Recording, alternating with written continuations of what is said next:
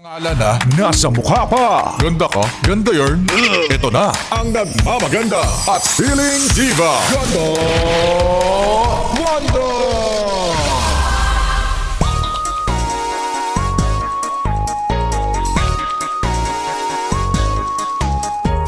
Bakit kasi nang aangkin ka nang hindi sa'yo? Di ba bata pa lang tayo ang sinasabi ng magulang natin na huwag kang mang-aangkin ng hindi sa'yo ha. Pag nanakaw yan. Hanggang ngayong pagtanda mo, dinadala mo. Hindi lang bagay ang inaagaw, pati tao. Hala! Mga yes, Brad! It's me! It's your girl DJ Ganda Wanda. Kasama niyo na dito sa 101.1 ESFM para sa programang Chika ni Wanda. At eto na nga ang chika sa akin, Lunes na Lunes. Active si Marites. May balak ka daw gawin ang jowa ng ka-opisina mo. Hala. Grabe ka na. Dati appraisal lang ang gusto mo. Ngayon nangaagaw ka na ng jowa ng iba. Hoy! Masama yan!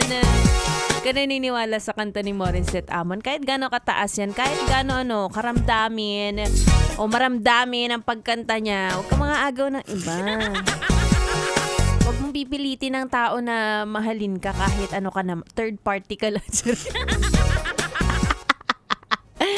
Sabi nga nila, di ba, may rule daw sa pagiging third party. Huwag ka daw umasa na ikaw yung mamahalin. Dapat daw ikaw yung pampalipas sa oras lang. Alam. So, walang pag-angkin, di ba? Kaya naman yung mga, kunwari, nag-aabang. Oh, sige, wala naman ako ginagawa. Nag-aabang lang naman ako. Hindi ko naman siya inaagaw. Pero nagme-message, nagbibigay ng kape, nagsusundo, naghahatid, sabay kumain. Yung totoong nag-aabang walang ginagawa. Di ba dapat nga wala siyang idea na gusto mo siya. Pag nag-aaway sila, kino-comfort mo siya, ganun din yun. Nangaagaw din yun.